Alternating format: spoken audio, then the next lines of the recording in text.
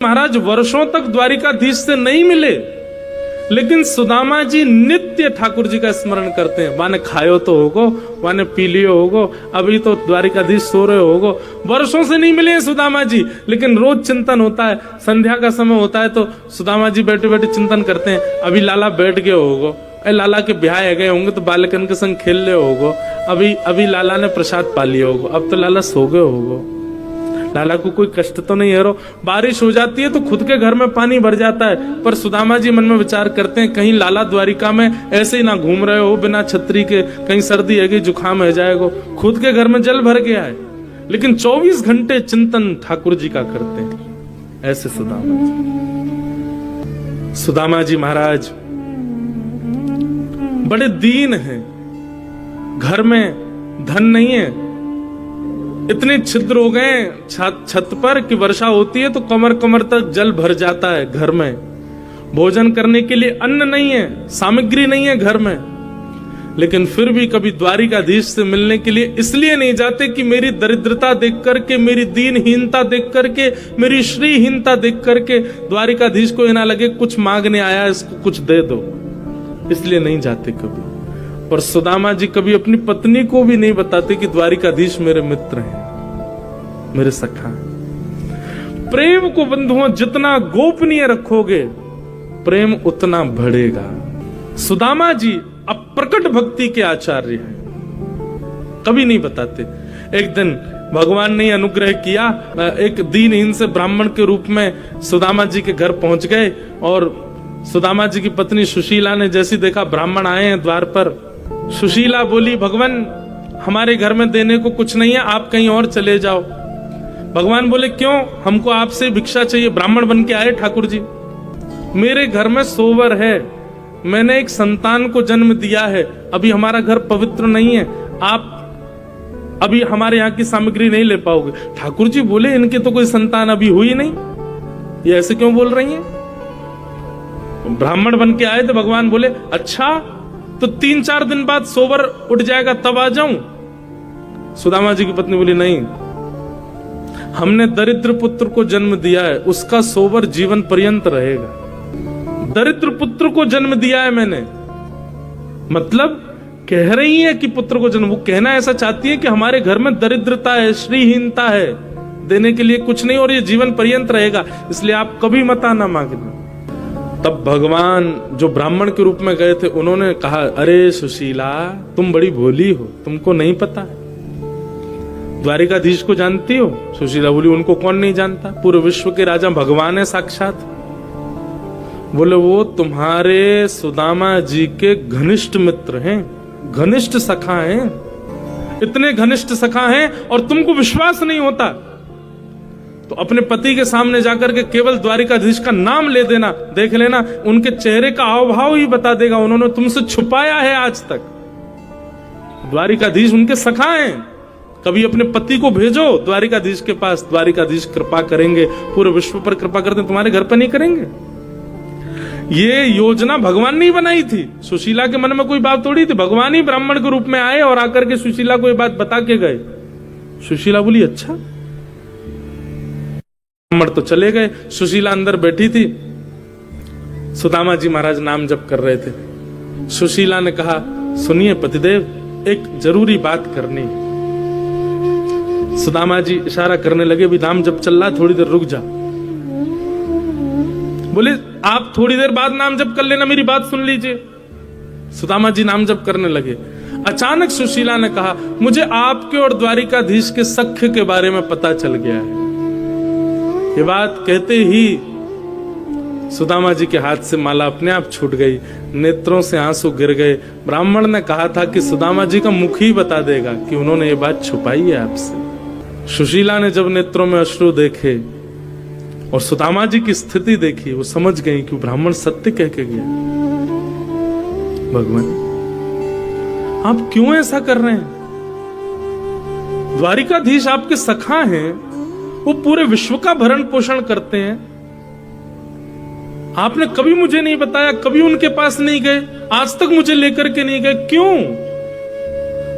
आपको अच्छा लगता है बच्चे भूखे सोते हैं, हमारे घर में 4-4 दिन तक भोजन नहीं बनता, सब पर कृपा करने वाले द्वारिकाधीश आपके सखा हैं, आप इस बात को छुपाए बैठे हैं। सुदामा जी महाराज बोले, देवी बस इसी भय से मैं कभी नहीं बताता था, क्योंकि अगर मैंने कभी बताया तो तुम यही सब बोलोगी कि उनके पास चलो, उनसे मांग के आएंगे, वो थोड़ी कृपा करेंगे, हमारा घर संवर जाएगा, बच्चों को भोजन मिल जाएगा, घर में सामग्री आ जाएगी। ये सख्यता का उपहार मांगने जाऊं मैं कृष्ण से कि मेरे घर की सारे आर्तों को दूर कर दो? मैं काय बात का सखा फिर? मैं इसी भय से तुमको नहीं बताता था, क्योंकि तुम मांगने को ही कहोगी। और मेरा सख्य ऐसा नहीं कि मैं कृष्ण को ये कहने जाऊं कि मेरे घर में ये भरण पोषण कर दो या ये कर दो, और मैं कुछ ना भी कहूंगा, वो अंतर्यामी है, देख करके समझ जाएगा, फिर दे देगा, तो मुझे ऐसा लगेगा कि मैंने अपनी सख्यता को निभाया नहीं। कष्ट पड़ने पर, विपत्ति पड़ने पर मैंने उनको याद किया। मैं विपत्ति सह लूंगा, कष्ट सह लूंगा, लेकिन मेरी दरिद्रता को वो पूर्ण करे, आकर के मेरे आर्तों को पूर्ण करे, इसलिए मैं उनके पास नहीं जाऊंगा। और इसलिए मैं किसी को बताऊंगा भी नहीं कि वो मेरे सखा है। मुझे इतनी कामना नहीं है उनसे। ये सुदामा जी का प्रेम है। वो जीवन पर्यंत भूख में निकाल देंगे, जीवन पर्यंत टूटे हुए घर में रह लेंगे, लेकिन कृष्ण के पास इसलिए नहीं जाना चाहते हैं कि मेरे आर्तों को वो पूर्ण करे। ये मेरे सख्य का भाव नहीं है। आज द्वारिकाधीश यानी सोने की नगरी में रहते हैं। द्वारिकाधीश के बच्चे यदि 56 भोग पाते हैं तो ये सुदामा जी की देन है द्वारिकाधीश को। कैसे? जब दोनों कृष्ण और सुदामा विद्यालय में पढ़ते थे, एक दिन भृगु ऋषि भिक्षा मांगने के लिए पधारे। गुरु माने उसी समय 2 पोटलियों में चने रखे थे। लोग कहते हैं कृष्ण ने श्राप दिया था सुदामा को कि मेरे हिस्से का चना खा गया तो दरिद्र हो जाएगा। भृगु ऋषि भिक्षा मांगने के लिए आए। ब्राह्मणी से आकर के कहा, भिक्षाम देहि माते। ब्राह्मणी ने सोचा मन में, ये तो ऋषि हैं, कहीं और भी भिक्षा मिल जाएगी तो चल जाएगा। अब विद्यालय में इतनी सामग्री नहीं है, 2 पोटलियां चने की हैं, वो भी कृष्ण सुदामा के लिए, वो भी इनको दे दूंगी तो बच्चे बेचारे वन में क्या खाएंगे? पुष्प तोड़ने के लिए वन में जा रहे हैं। और गुरु माँ ने निवेदन कर दिया, भगवान आप फिर कभी आ जाना, अभी तो हमारे पास देने को कुछ नहीं है। भृगु ऋषि थोड़ी दूर गए, जाकर के नेत्र बंद करके देखा, इतने बड़े गुरुकुल में हमको देने के लिए भिक्षा नहीं है। तभी उनको दिव्य दृष्टि से दिखा कि 2 पोटली चने की रखी हैं, जो कि कुछ बालकों के लिए माँ ने लोभवश बचा के रखी है। श्राप दे दिया भृगु ऋषि ने, माँ जिन बालकों के लोभ में आकर के तुमने, मोह में आकर के मुझे भिक्षा देने से मना किया है ना, मैं श्राप देता हूं, इन चनों को वो बालक खाएंगे, इन चनों को खाते ही वो श्रीहीन हो जाएंगे, लक्ष्मी चली जाएगी उनके घर से। सुदामा जी वहीं एक वृक्ष के नीचे बैठ करके तुलसी तोड़ रहे थे, और सुदामा जी ने ये श्राप सुन लिया कि भृगु ऋषि ने श्राप दिया है, उन चनों को जो पाएगा वो श्रीहीन हो जाएगा। दौड़ करके आए, देखा कि कहां है चने, किसके लिए चने। तभी जैसे ही सुदामा जी आए दौड़ते हुए, हाँफते हुए, तुरंत माँ ने आकर के, सुदामा मैं तुझे ही ढूंढ रही थी, ये ले, ये चने की पोटली है, ये एक तेरी एक कन्हैया की है, और उसको खिला देना। मैंने उसको भी बता दिया है, तुम दोनों वन में जा रहे हो लकड़ी तोड़ने के लिए, आदि सब सामग्री लेने, प्रेम से पा लेना। इतने में ठाकुर जी भी आ गए। हाँ सुदामा जी आप धल ले हो, प्रेम से पाएंगे वन में। अब सुदामा जी कुछ कहते तो मन में विचार करते, यदि मैंने बता दिया तो ये पोटलियां फिकवा दी जाएंगी तो अंकुरित हो जाएंगे, अंकुरित होकर कोई और खाएगा, वो श्रीहीन हो जाएगा। और कृष्ण के पक्ष के भी चने इसमें हैं। सुदामा जी ने मन में विचार किया, आज अपने सखा को सख्यता का उपहार देने का दिन आया है। और वन में जैसे सुदामा जी और कृष्ण गए, एक ऊंचे वृक्ष की डाल देख करके सुदामा जी समझ गए, बोले कन्हैया वृक्ष में चढ़ने में बड़ा ढीला है, देरी से चढ़ पाता है। सुदामा जी बड़े निपुण हैं। एक ऊंचे वृक्ष को देख करके सुदामा जी दौड़ करके उसके ऊपर चढ़ गए, जाकर के डाल पर बैठ गए। ठाकुर जी धीरे धीरे चढ़ रहे थे नीचे से, इतने में सुदामा जी ने पोटलियां खोली और लेकर के चने भरने लगे मुख के अंदर। ठाकुर जी ने चढ़ते चढ़ते देखा, ए सुदामा अकेलो खा रहा हो, एक पोटली मेरी है, वो धर लियो बचा के, मैं आ रहा हूं ऊपर, बहुत तेज भूख लगी है, मैं भी पाऊंगा। सुदामा जी मन में विचार करने लगे, लाला तू सदा प्रसन्न रहे, लक्ष्मी में खेले, लक्ष्मी तेरी पत्नी बने, तू सदा तेरे जीवन में कोई कष्ट संकट नहीं आवे, मेरे बटकी भी लक्ष्मी तेरे पास आ जाए, ऐसो मेरो उपहार है तुमको। और ठाकुर जी के पक्ष के चने भी ठाकुर जी देखते रह गए, सुदामा जी सब पा गए। भगवान भले ही नाराज हुए, भगवान भले ही सुदामा जी से रूठ गए, भगवान ने भले ही कुछ अपशब्द कहे, पर सुदामा जी ने ठाकुर जी को गले से लगा लिया। बोले लाला तू बस सदा खुश रही हो, तू सदा प्रसन्न रही हो, तेरे जीवन में कोई कष्ट नहीं आवे, बस ये मेरी मंत्रणा है। बोले काय बात की मंत्रणा तेरी, तू मेरे पक्ष के चना खा गए हो और यूं कह रहे हो कि मैं सुखी रहूं। सुदामा जी रोने लगे, कैसे बताऊं श्याम सुंदर। कुछ दिनों के बाद विद्यालय छूट गया और ठाकुर जी मथुरा चले गए, सुदामा जी वापस अपने स्थान को चले गए। धीरे धीरे धीरे सुदामा जी के घर की सब श्री चली गई, श्रीहीन हो गए। सब दुखी होते हैं पर सुदामा जी दुखी नहीं होते। क्यों? क्योंकि सुदामा जी को पता है मेरी जितनी श्री है वो सब जा कहां रही है, बोले ठाकुर जी के पास जा रही है, ये मैंने उपहार दिया है। आज पत्नी ने सौगंध दे दी, बोले तुमको जाना पड़ेगा द्वारिकाधीश के पास, जाओ मेरी सौगंध है तुम्हें। सुदामा जी तो नहीं चाहते थे कि इस भाव से जाऊं कि कुछ दें, लेकिन पत्नी ने सौगंध दी तो सुदामा जी एक पोटली लेकर के आई थी, वो लेकर के चलने लगे द्वारिका की ओर। रास्ता भटक गए, चलते चलते महीनों लग गए। तब एक नदी के किनारे सोए, परंतु जब उठे तो द्वारिकापुरी पहुंच गए थे। जय श्री कृष्ण नाम की ध्वनि चारों ओर गूंज रही थी। सुदामा जी ने पूछा, भैया ये कौन सी नगरी है, हम तो कहीं नदी किनारे सोए थे, यहाँ कैसे पहुंच गए? तब किसी ने बताया, बोले भगवान ये द्वारिकापुरी है, द्वारिकाधीश की नगरी द्वारिकापुरी है। द्वारिकापुरी का नाम सुनते सुदामा जी तो नाचने लगे, नृत्य करने लगे, आनंदित हो। अब कन्हैया नहीं भी मिलेगो तो भी मेरो मन राजी रहेगो। क्यों? मैं द्वारिका तो पहुंच गयो, शायद इन्हीं मार्गन पे कन्हैया घूमता होगो, इन्हीं रस्तान ते जाता होगो, इन्हीं लोगन ते मिलता होगो, इन सबन ते मैं मिल लियो, मेरो मन तो शांत है गयो, चलूं वापस, बस मेरो काम तो है गयो। इतने में ही संतोष करके वापस जाने को तैयार हुए, तभी मन में विचार किया, एक बार कन्हैया की झलक तो देख चलूं, दिखे कैसो। सुदामा जी मुख्य द्वार पर पहुंचे और द्वार पर जाके द्वारपालों से कहा कि भैया हम द्वारिकाधीश का दर्शन करने आए हैं, पर हमें पता है बहुत व्यस्तता होगी, बहुत लोग उनके दर्शन को आते हैं, आप एक काम कर दो, बस इतनी बड़ी द्वारिका की ये महल है, कोई अटारी ऐसी हो, कोई खिड़की ऐसी हो, कोई झरोको ऐसा हो जहां से कन्हैया दिख जाए, मैं वहीं से देख करके चलो जाऊंगा वापस। मैं बचपन को सखाऊं द्वारिकाधीश को, मेरा नाम सुदामा है, आपने कोई योजना बनाओ। द्वारपाल बोले आप लोग विराजो, हम अभी देख करके आते हैं। और द्वारपालों ने जाकर के द्वारिकाधीश को बताया, द्वार पर एक दीनहीन सा ब्राह्मण आया है, उसकी एक एक हड्डी गिनी जा सकती है, तन के वस्त्र फटे हुए हैं, पैरों में छाले पड़े, लगता है बहुत दूर से चल के आया है, पर उसके मस्तिष्क का तेज बताता है त्रिकाल संध्या करता होगा ब्राह्मण, पर स्थिति बताती है कि ज्यादा धनवान नहीं है।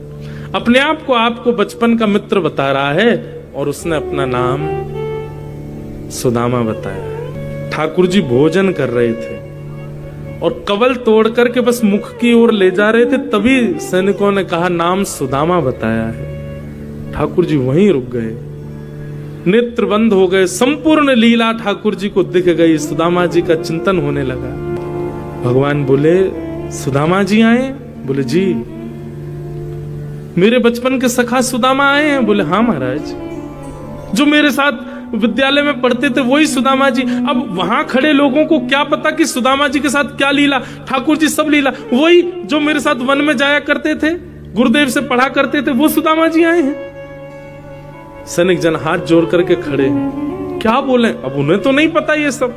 ठाकुर जी कह रहे हैं मेरे मित्र सुदामा, सखा सुदामा आए और तुम उनको बाहर छोड़ आए, बाहर द्वार पर ही वे खड़े हैं, उनको भीतर नहीं लाए।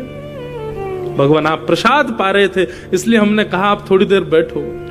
ठाकुर जी ने थाली दूर की, वहीं सिंहासन से कूदे ठाकुर जी, मुकुट गिर गया, ठाकुर जी की मालाएं टूट टूट करके गिर रही हैं, ठाकुर जी की कौंधनी टूट करके गिर रही है, बाजू बंद हाथ के कड़े सब निकलते जा रहे हैं और ठाकुर जी दौड़ रहे हैं मुख्य द्वार की ओर।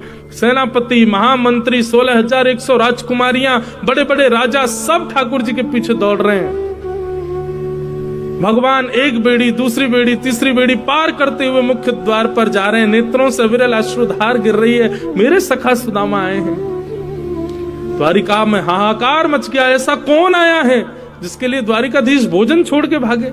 द्वार पर देखा, दीनहीन से पतले दुबले, जगह जगह से वस्त्र फटे हैं। सुदामा जी खड़े हैं, पैरों से रक्त निकल रहा है, छाले पड़ गए पैरों में, होठ सूख गए हैं, जल भी नहीं पिया है 4 दिन से। ठाकुर जी ने जैसे ही देखा सुदामा को, भगवान तो मानो जैसे टूट गए, दौड़ करके गए और जाकर के सुदामा जी को अपने अंक में भर लिया।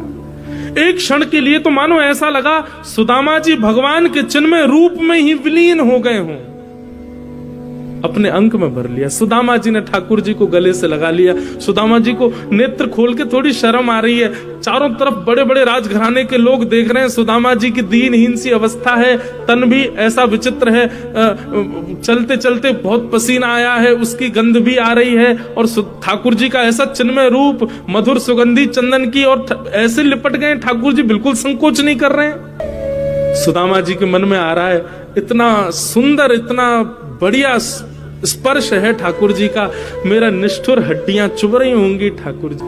सुदामा जी दूर करते हैं लाल जी को, लाल जी फिर पकड़ करके अपने अंग से लगा लेते हैं। सुदामा जी बार बार ठाकुर जी के हाथों को दूर करते हैं और ठाकुर जी फिर पकड़ करके अपने अंक में ले लेते हैं। इस दृश्य को देख करके पूरी द्वारिका भाव विभोर हो गई, सबके नेत्र सजल हो गए। सुदामा जी के सुंदर उस रूप को देख करके ठाकुर जी ने अपने मानो नेत्रों के आंसुओं से ही सुदामा जी का जलाभिषेक कर दिया हो, इतने रोए ठाकुर जी। हाथ पकड़ करके सुदामा जी को अपनी द्वारिका नगरी में भीतर अपने सिंहासन की ओर लेके जा रहे। रास्ते में सुंदर नगाड़े बजाने वाले अंदर खड़े हैं, पुष्पादि वर्षा करने वाले सब स्तब्ध खड़े हैं। ठाकुर जी उनको डांट के तुम चुप क्यों, पुष्प वर्षण करो, नगाड़े बजाओ, सुंदर मंगल वाद्य बजाओ। आज हमारी द्वारिका को पवित्र करने के लिए सुदामा जी पधारे। सुदामा जी आए, भाई स्वागत करो। स्वयं ठाकुर जी मार्ग दिखाते हुए सुदामा जी को लेकर के आए। सुदामा जी ने भीतर आकर के स्वधर्मा सभा को जब देखा, सुदामा जी तो नीचे आसन पे ही बैठने लगे। ठाकुर जी ने लेकर के गए और द्वारिका के सिंहासन पर उनको बिठाया। सुदामा जी बोले, लाला मैं इतना योग्य नहीं हूं, ये सबको अधिकारी नहीं हूं भैया, ये सब सम्मान मेरे लिए नहीं है, ये सब काहे को कर रहे है। ठाकुर जी बोले, कौन किसके योग्य है मैं बहुत अच्छे से जानता हूं सुदामा जी, मुझे बताइए मत, बैठो।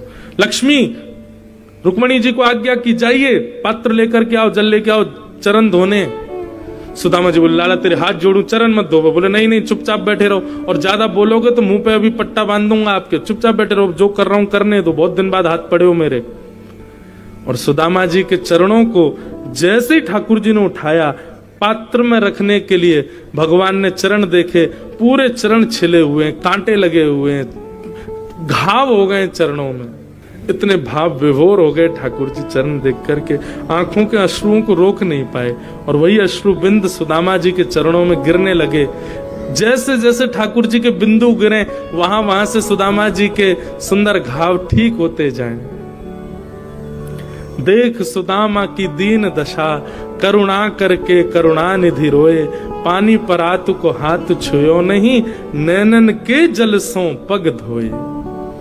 और जो थोड़ा बहुत जल इकट्ठा हुआ पात्र में, भगवान ने रुक्मणी आदि सब पटरानियों को कहा, सुनिए इस जल को पूरी द्वारिका के कोने कोने में छिड़क करके आओ।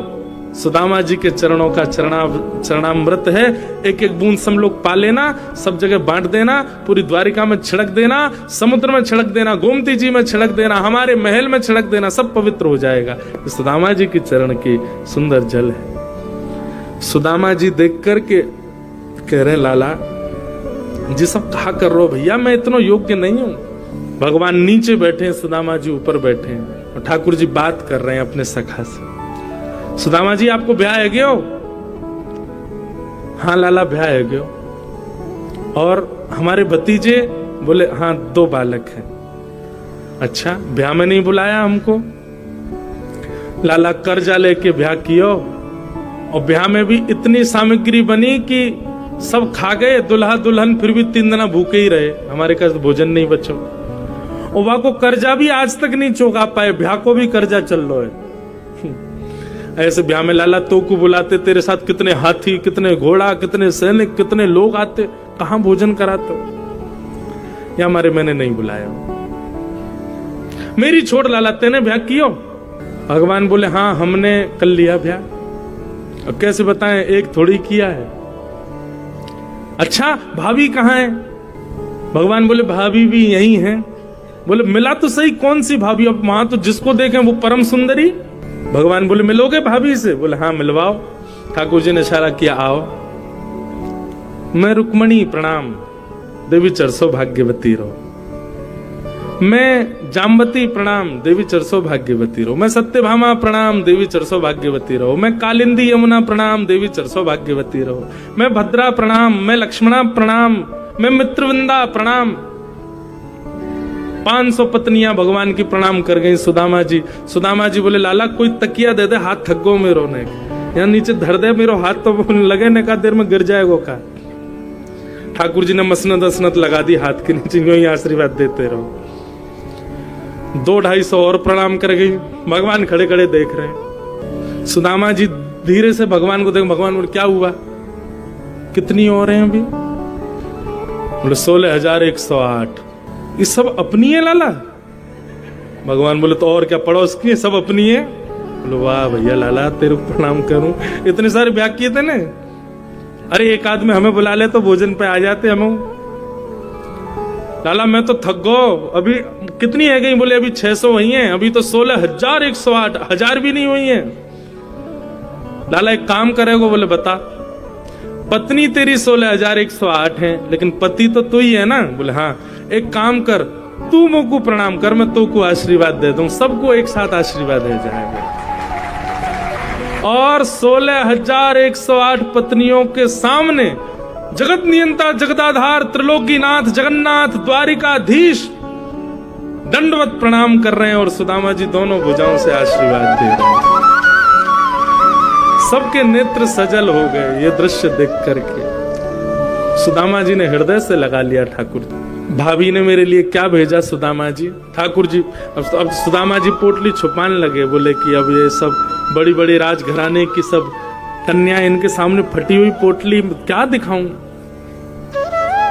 सुदामा जी की पोटली छीन करके भगवान ने एक मुष्टिक खा लिया, 2 मुट्ठी चावल पाए। लक्ष्मी जी ने हाथ पकड़ लिया, बोले बस भगवान, इसलिए नहीं पकड़ा कि आप कच्चे चावल। भगवान ठाकुर जी ने 2 मुट्ठी पाए, लेकिन भाव यह था कि भगवान संपूर्ण वैभव लौटा रहे थे।